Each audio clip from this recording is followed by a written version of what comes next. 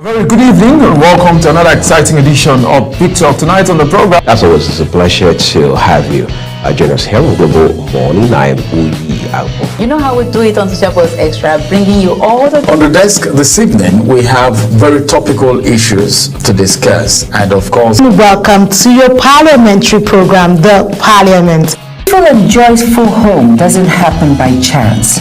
It is built on... Men can rise beyond traditional boundaries to claim their rightful place as a numerous committee, about more than 12 committees. Face to Face is a program that comes to you once in a week at about this time, where we look into issues and discuss them. It gives you the opportunity to rule news in United Welcome Nigeria. To Entertainment Circle. And trust me, today you're about to get entertained. Hello everyone and welcome to the program Talk Sports here on Global Television. Talk Zone is that platform where we bring young and talented artists. Stay tuned, stay inspired, stay with Global Television on DSTV Channel 365, on Star Times Channel 276.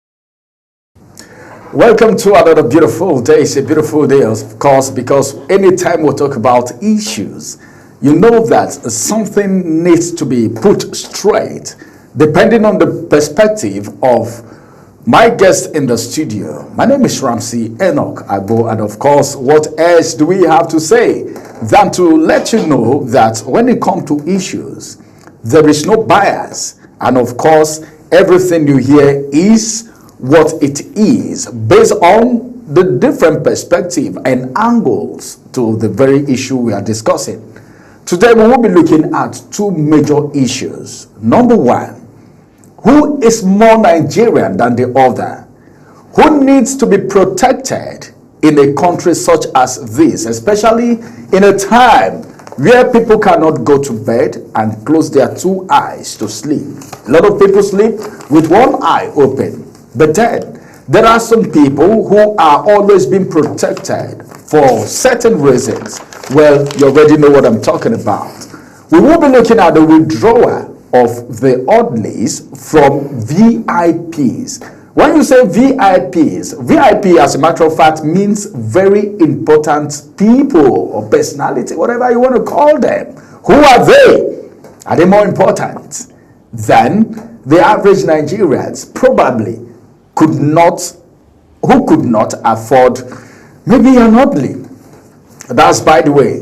Then the issue of declaring state of emergency in West Africa by ECOWAS. What are you thinking about it? That's not just the issue. That's not it. The issue of sending troops, all right, to Benin Republic. Are we still the giants of Africa? Can we say Nigeria is trying to trade a part to make them the giant of Africa that they are? If your thought is as good as mine, then you know that this is an issue to discuss because it has stirred a lot of debate among Nigerians. Now, we'll go on a quick break. When we return, I will introduce my guest and we'll hit the road running with the issues at hand. Stay with us.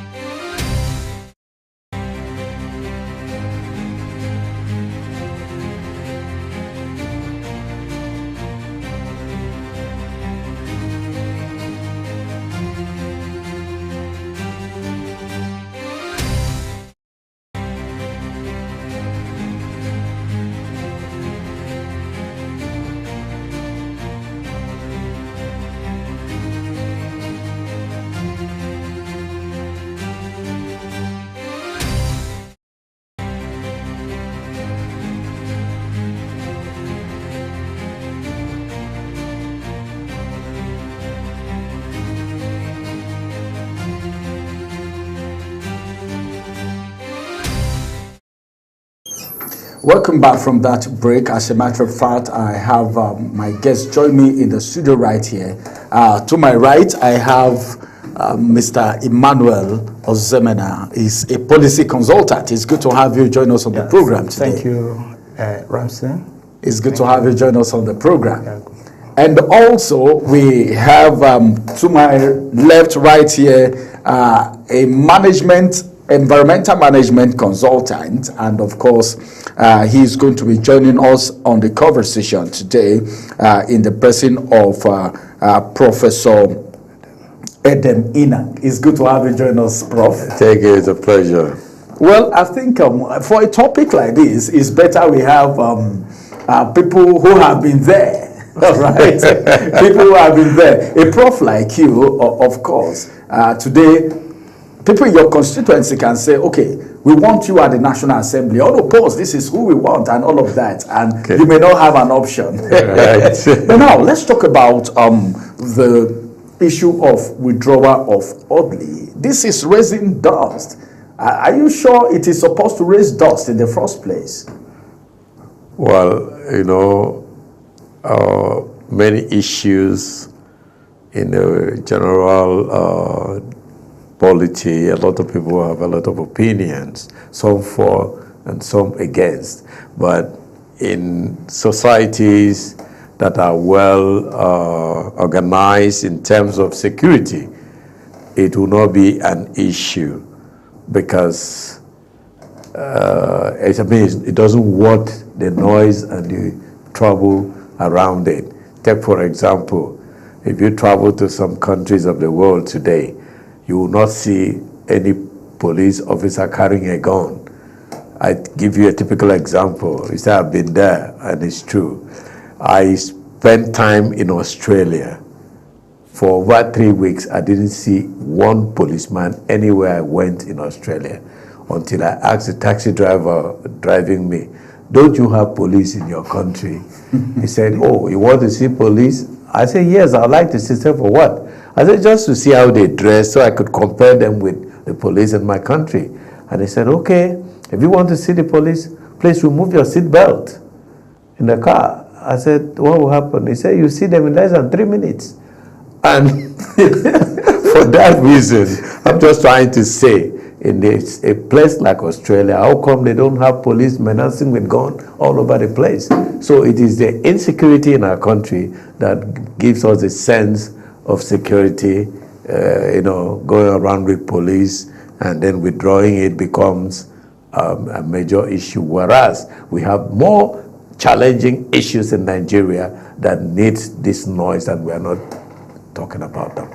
But then, where the issue is right now is that, of course, some senators have actually voiced a very strong displeasure over what they term a selective implementation of President Bola Ahmed Tinubu's instruction directive to withdraw these men. Some are saying, well, the withdrawal is not total. Some people are still having, but then those of us who are supposed to be in quotes, all right, you know what I'm talking about.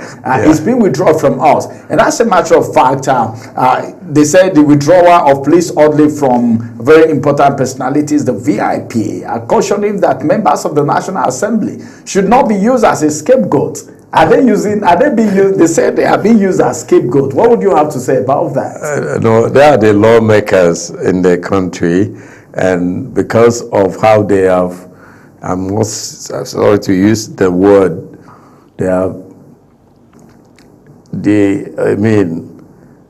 dispersed themselves so far away from the people they went to represent, and they now need police to, protect them. You know that if you are a senator, for example, if I am a senator tomorrow and I'm serving my people right, honestly, I don't need any orderly to follow me around, because I'd rather be looking for my people to tell me what they need to be done back at my constituency, rather than shielding myself from them using the police. That's my own opinion. All right. I think I need to ask Emmanuel that question. As it is right now, the issue is the senators are saying they are being used as scapegoats. What do you think about that statement? Senators complaining of selective compliance or implementation of the directive by the president, that they are being used as scapegoats. Are they being used as scapegoats? Well, I think I listened to precisely Senator Abdul Ningi when he tabled the matter before the Senate. One of the things that came to my mind is, first, what is the data on the number of policemen in the country? Have we done some sort of data crunching to see what is the ratio of police to citizens in terms of everyone who is on the enrollment of Nigerian police force as at today? So what is the number? Then if we distribute it around say, let's take a baseline of 230 million population, what does it come to? So it's actually begging the question when somebody introduces the term scapegoat. I think that's simply an emotional blackmail. They are blackmailing the president, they are blackmailing the Nigerian people, they are blackmailing all of us. Because for me, it doesn't make sense. The president gave a simple directive. We drew all policemen attached to VIPs. It's a very simple instruction. Let's look at big developed countries like the United States. You don't get a police orderly except you're running for presidential election. And after the elections are over, they are withdrawn. I mean, you go back to your normal life. Just like Prof. Rightly said a couple of minutes ago, that if you are in tune with your constituency, nobody will be after your life. I mean, the people in your constituency would want to protect you. Right. I mean, there are 350 million Nigerians, and the police the police is actually for this number of Nigerians, not 109 senators and over a little bit over 300 members of House of Representatives, and a few people who consider themselves VIP. The point is this: if at any point in time somebody says, oh, I will need protection, why don't you go hire private security companies to protect you? That's what happens in South Africa and elsewhere.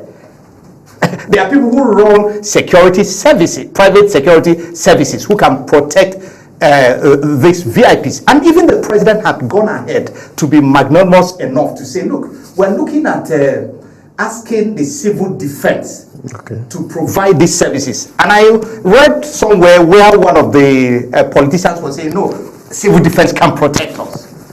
So in my head, I'm saying, how many are protecting the ordinary Nigerians on the street? Yes.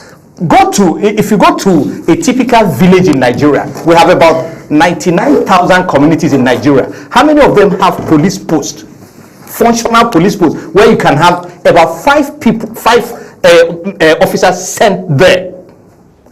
So the entire argument, if you ask me, the legislators are engaging in emotional blackmail. When they say, oh, they want to make us as a scapegoat, that's an emotional blackmail because it doesn't exist.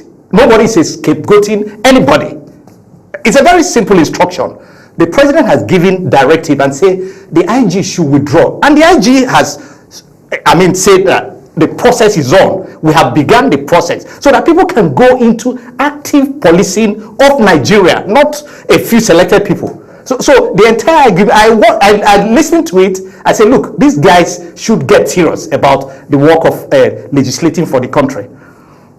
Oh, he was particular about something, the issue of uniformity, and he said, well, his own orderly have been withdrawn. But what happened to, he said he's watching what happened to the office of the president, the vice president, the speaker who was sitting there when he was saying it, and of course, the ministers. No, by protocol. A president of the Senate, the deputy president of the Senate, the speaker of the House of Representatives, and a deputy speaker, by protocol all over the world, is a global standard, should have access to police orderly. That's is a global standard. Like I said, in the US, the speaker of the US House of Reps, the Senate leader, the minority leader, they would have.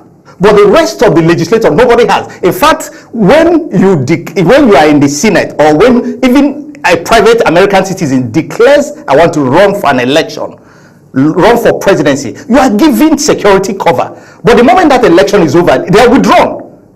And you return back to your normal life. So if you think at every point in time that you would require security protection, then you go, there are people providing such services. But what has happened to Nigeria? I think we have turned security protection or having an orderly into a status symbol. Exactly. I think that's the major problem. So these guys can return back to their normal life of not having an orderly. In the first place, were they required to have an orderly? The answer is no. Because I remember when I was growing up, in the early 70s, the orderlies that a few public officials carry baton. You could see the picture of Azikiwe during the election and see a policeman in the 60s, including carried a baton.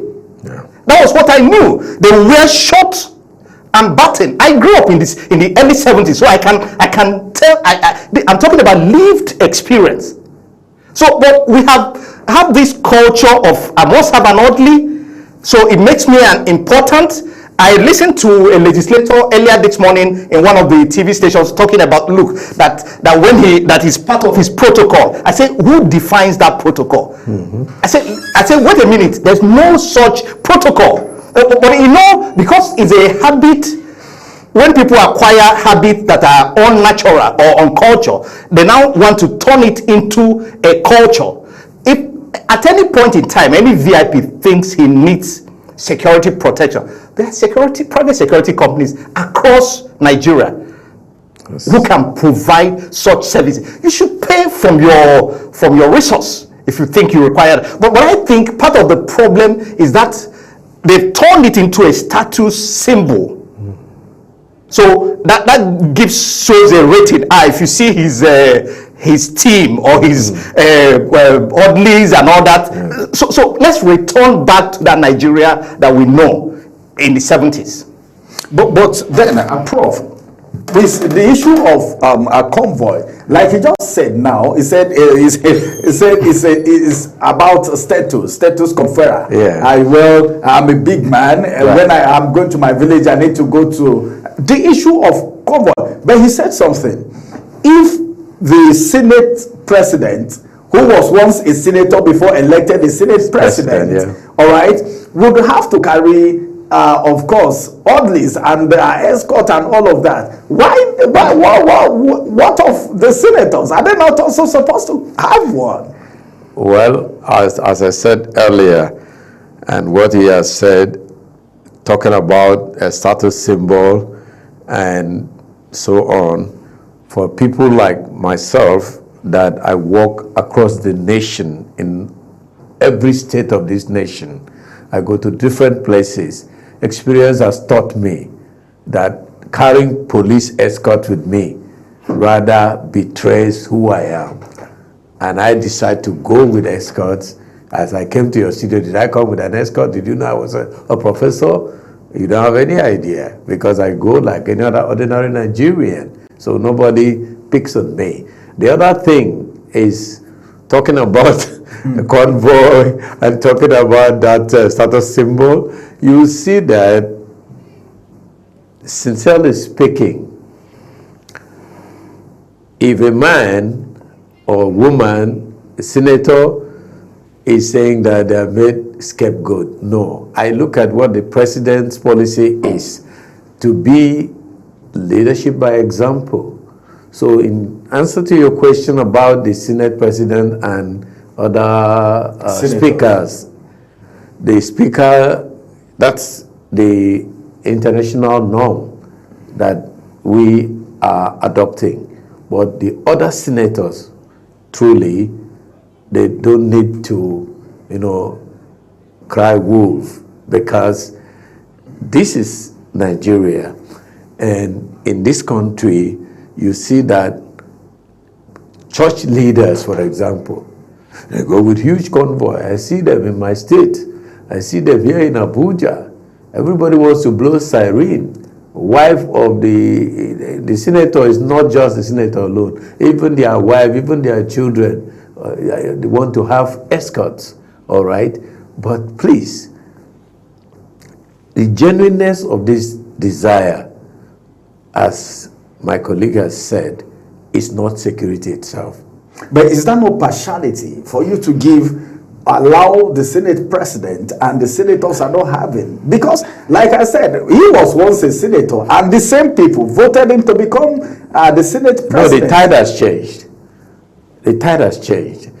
When you also become the Senate president, you will be given the same privilege. But they said a leader by example. So where's the example? The example is, we cannot drop the norm of governance as it is in other countries, as he has mentioned, the US, for example.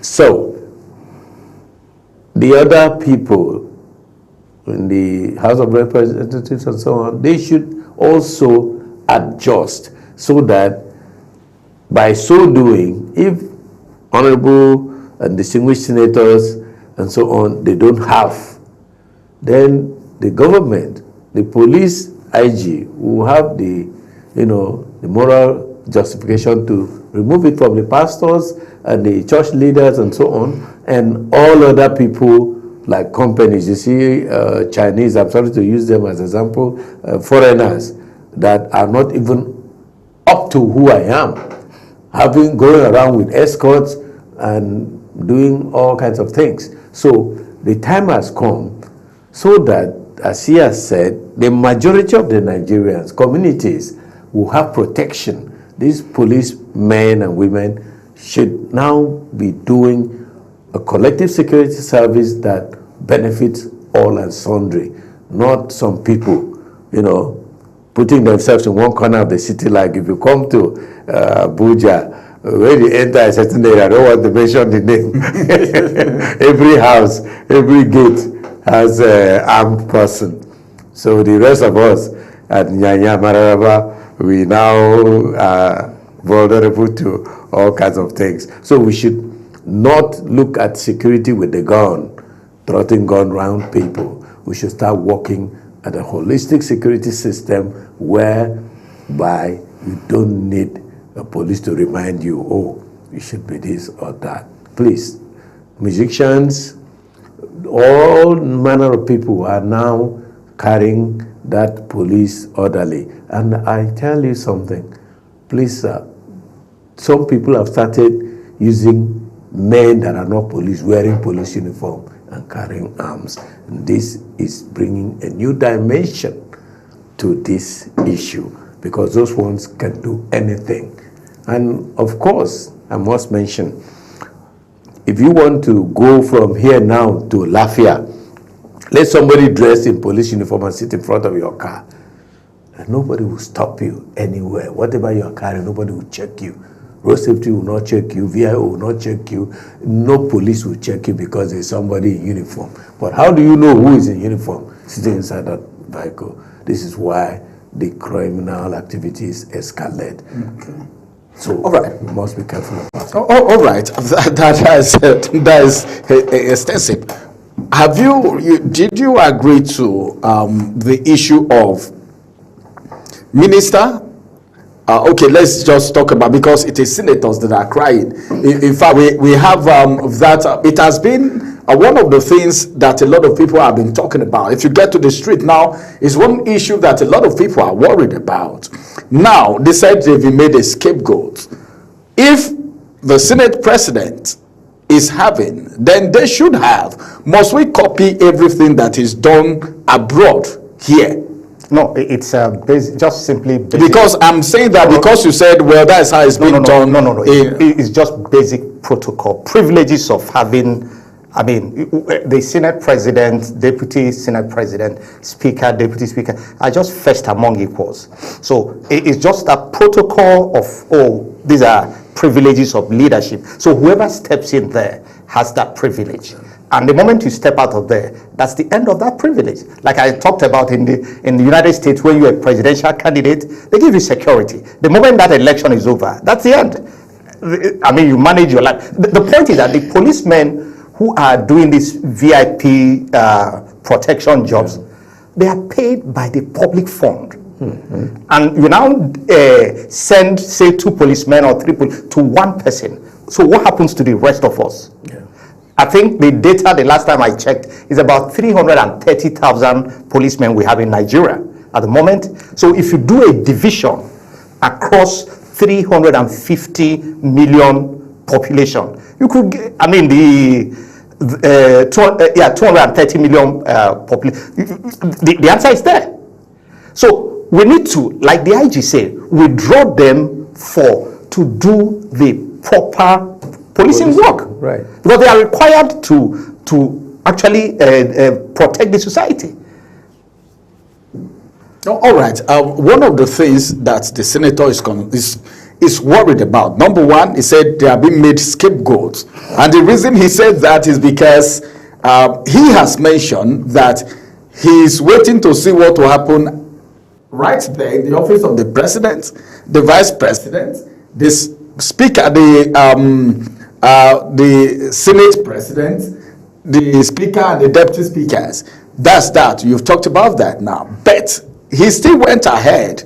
All right. It's everywhere. It's everywhere in the media. And of course, a lot of people have reacted to that situation. He said, what about business owners? And he was particular about Chinese companies that still move around with orderlies. He's feeling if they, like Prof said now, he said those people are not, he used himself as an example, that those people are not even more than him, you know, and of course, are they more than the senators? So why should they be going with all this? And that of our senators being withdrawn? No, but I think, don't you think it's part of the reason they are complaining? What I think what should happen is that if any senator or House of Representative member feels, look, there's a selective application or implementation of this policy, what they need to do is to raise the issue, do a letter to the appropriate authority and say, look, I mean, could you come and explain XYZ for us and bring the evidence? But I think in a proper country, there's no Nigerian who gets to the US and expects the US, police. Los Angeles City Police to come and guide him. I mean, it can happen. It won't happen. If you require security at any point in time, you get your private. You hire private security to guard you. I mean, there are people who are specialists, retired military men, retired security, personnel who provide that services. Right. I think this also should even be an opportunity for people who play in that sector to have work to do, but not at the expense of the rest of us. We policemen are paid with the taxpayers' money, and somebody now corners them as his own to protect him. Is he more important than the rest of? The answer is no. look, I want you to get this straight now. All right. This is what Ninge is saying. Senator Ninge, with due respect. Senator Ninge. What he's saying is, number one, let me tell Nigerians now what he's saying exactly. He said, according to Senator Ninge, he said he has seen business concerns, including Chinese companies, with orderlies, whereas his own was withdrawn. And remember, a member of the House of Assembly also complained. That's the one that was on a national TV earlier today or so, making the same complaint. And he also, Senator Ninge also went ahead to say he has seen daughters and sons of political office holders and even singers with police protection. And that's Ninge talking. So, is the system being fair to Senator Ninge? I think what we need to do, like I said, I remember growing up in the 70s, watching policemen on my street. They carried baton. I mean, one could say we didn't have a huge security challenge by then, but that's not an issue. Even if we have a security challenge now, how much have we deployed the policemen that are currently on duty to protect communities? Okay. A police service is for the community. The community means the collective of us. Yes. Not one politician, not the other VIP, not the other businessman. Because those businessmen and VIPs, they can afford whatever they need, because there are people who provide such services. Right. It shouldn't be at our cost. Because if you ask me, I feel it's at the cost of taxpayers. Right. Because the policemen are supposed to be posted to communities. Like I've asked, 999,000 communities across Nigeria. Right. How many of them have police posts? And those police posts, how many, is it properly manned? Right. So these are the issues we should be looking at. We've talked about recruiting additional policemen. I think it's about 25,000 or so that will be recruited soon. Yes. Yeah, so let that process begin. Whoever they are, whatever number that is being recruited should be at the service of Nigerians, not just one person, right, not just selected people. That's what we're saying. Let's return back to the path of rectitude that we were before this new, what I call new culture, evolved. But you've not addressed the issue of what Ninge is saying. No, Ninge said you withdraw mine, but sons and daughters of politicians are still moving around with orderly. No, earlier on, Chinese people are earlier on spoke to it. All they should do, this is the parliament. Let there be a public hearing on the matter. Right. A public hearing, okay, can we see the deployment, data on deployment?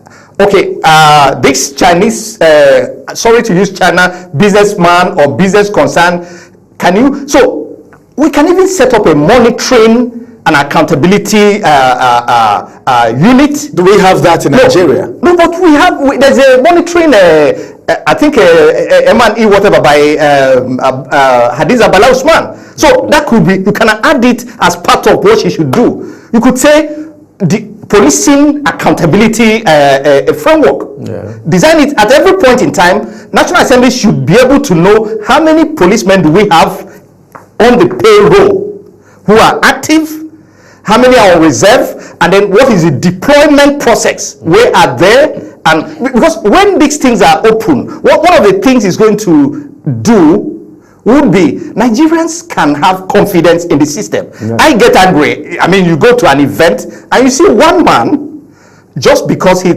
considers himself a VIP, you see trolls. I mean, you see, like Professor Olusegun was saying, you see a battalion guarding one person. Yeah. So what we're saying is, let's create accountability mechanism, because that's part of the way you can monitor implementation of policies. Right. Create accountability mechanism to know how much have we gone. Okay, we have asked for withdrawal. How many of the officers have we withdrawn, and where have they been posted to? Right. Are there processes we can? All right. Before I get to Prof now, you are a policy consultant. How many policies in Nigeria have you seen monitoring, evaluation, and accountability play out? No, it all depends on. Or is this time that Senator Ninge is complaining that we want to do that? No, because one of the things a lot of people have complained about Nigeria is that nobody is holding anyone accountable, especially when it comes to political office holders and but some policies. Accountability process cannot fall from heaven. Yeah. It's all the citizens, it's all the policymakers who will sit down and say, look, let's have this clear mechanism for monitoring implementation of this. We could even say, okay, let Nigerian citizens, anywhere you see any VIP who is not by protocol supposed to have a police orderly with a police orderly, send a report. And that ends it. Because nobody would want to, there's no police officer who would want to be seen in that type of circumstances. All right.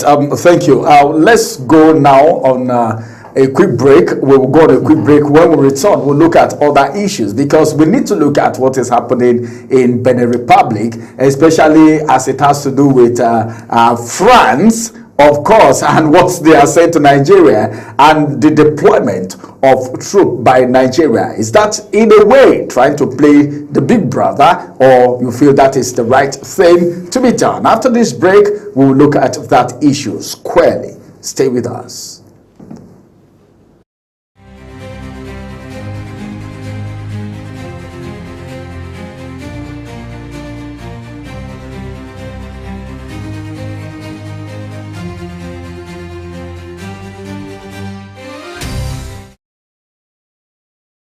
Very good evening and welcome to another exciting edition of Big Talk. Tonight on the program, as always, it's a pleasure to have you join us here on Global Morning. I am Uyi. You know how we do it on Teacher Post Extra, bringing you all the... On the desk this evening, we have very topical issues to discuss, and of course... Welcome to your parliamentary program, The Parliament. A joyful home doesn't happen by chance. It is built on... Men can rise beyond traditional boundaries to claim their rightful place as a numerous committee, about more than 12 committees. Face to Face is a program that comes to you once in a week at about this time where we look into issues and discuss them. It gives you the opportunity to rule news in United Welcome Nigeria. To Entertainment Circle. And trust me, today you're about to get entertained. Hello everyone and welcome to the program Talk Sports here on Global Television. Talk Zone is that platform where we bring young and talented artists. Stay tuned, stay inspired, stay with Global Television on DSTV Channel 365, on Star Times Channel 276.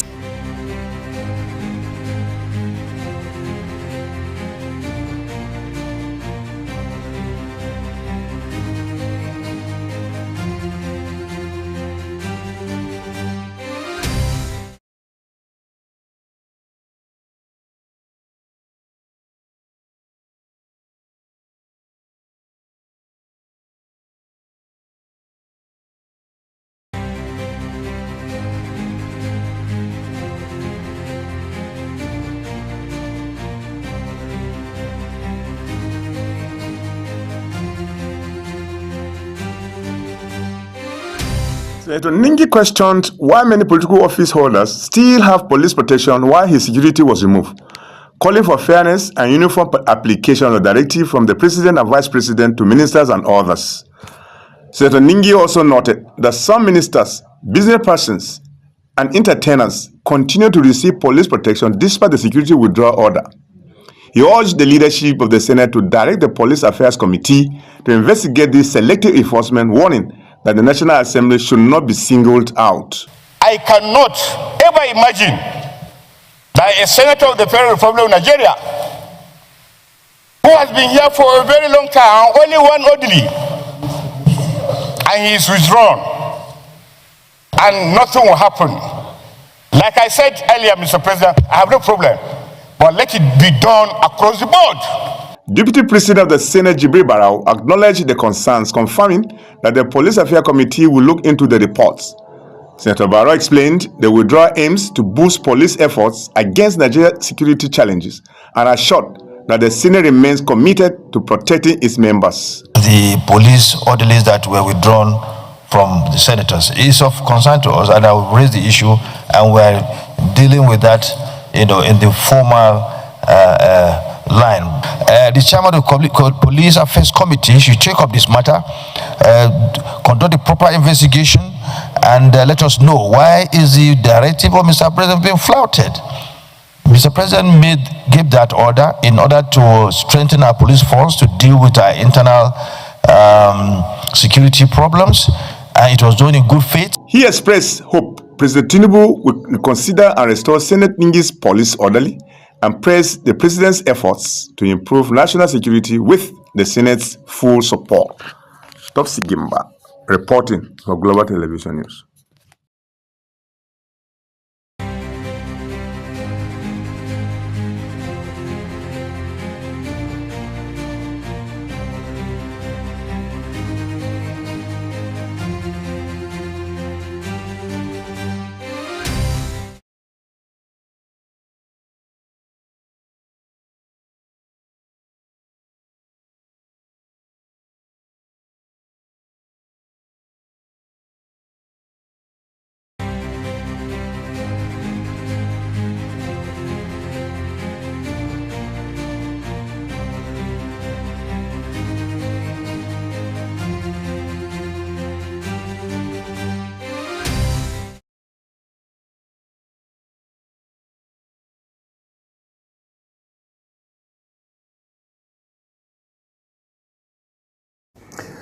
We'll quickly look at the issue of troop deployment, of course, as it is right now with the Benin Republic coup, and of course, France intervention. Which angle is France coming from? And of course, which angle is Nigeria coming from?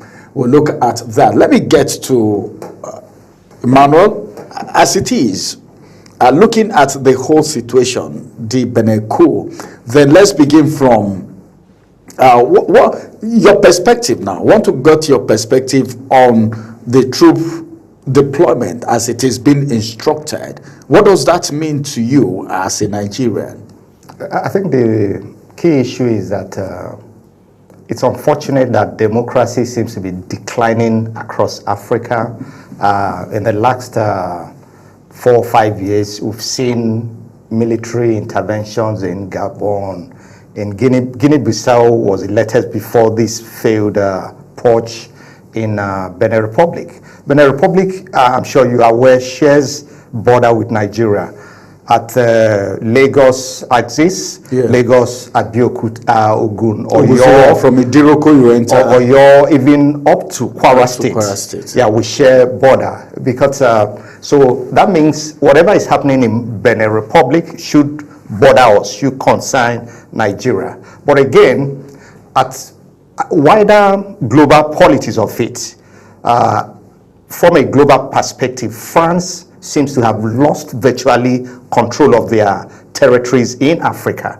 I mean, at the moment it's Togo, Benin, and I think Cote d'Ivoire that are remaining in terms of having that very close affinity with France. So Cameroon is already gone long ago, and so France somehow, I mean, at the Sahel, the entire countries around Sahel who had where they have formed their own regional union, I mean, Union of Sahel group of states. Invariably were former French colonies. We saw France shutting down its military base in Niger when the new government, the military junta took over in Niger. So France invariably would be worried about what is happening to their fortune in Africa, their former colonies. Because one of the things about colonial masters is that they have this hangover of not being able to detach. If you read in Nkrumah's book on neocolonialism, the last stage of colonialism, you would really understand. The book was written in 1962, but it's a masterpiece. I mean, if you read it, it's a masterpiece. So that can give you an idea of understanding the mind of whoever is the leader of France as at today, and how he will be feeling at suddenly the declining of their previous satellite states. So be that as it may, I think Nigeria perhaps I don't know how that decision or why that decision was taken or what informed it, because already we have our internal issues we should be more bothered about. Right. The security crisis within Nigeria should be such that should bother us more than whatever is happening to our neighbors. Yeah. But when somebody says your neighbor's business sometimes should be your business, I don't have the full picture of why that deployment had to be done. But the point is that could it be that because we share borders on the western and the north central side of Nigeria, but again we share also border with Niger. How come we didn't move in when Niger had their own issues in 2023? Yeah. But we didn't move in. Why? So that's another, that could be a question to ask. Is it that we consider Benin more strategic than Niger? All right, our time is running out. Let me get to Prof. Prof, as it is right now, the role of France, whether instruction was given, all right, to world leaders, maybe like Nigeria, or maybe instruction or whatever, to do what Nigeria actually did. Do you see Nigeria? Don't you think that is the role of a big brother, Africa? No. America wanted to play the role of a big cousin to Nigeria, and we were crying sovereignty of Nigeria. And while we're still talking about that, we went to do exactly what we said America shouldn't do. So I look at it as an illegitimate action, ill-informed, because in the first instance, it did not follow democratic process and procedure to take that decision. I didn't hear of any debate amounting to taking Nigerian armed forces into our neighboring country, whereas, as Emmanuel has said earlier, the internal crisis is brewing. People are dying, bloodshed everywhere in the country. People are sleeping one eye open and we can't handle it. Our Air Force cannot go to Sambisa and do this, and they were able to go into a neighboring country. That does not show what a big brother should do. A big brother should call for dialogue. And then if the assembly in Nigeria now make a robust debate and take that decision, Nigerians should know where and why our people are going there. We should stop selling our birthright to the colonial masters. Otherwise, we will continue to be seen as, stooges to them. All right. Well, I wish we could continue. I don't know why time seems to be flying when serious discussions are going on. Well, a very big thank you to you, Prof, for joining us on Issues today. We will have you again.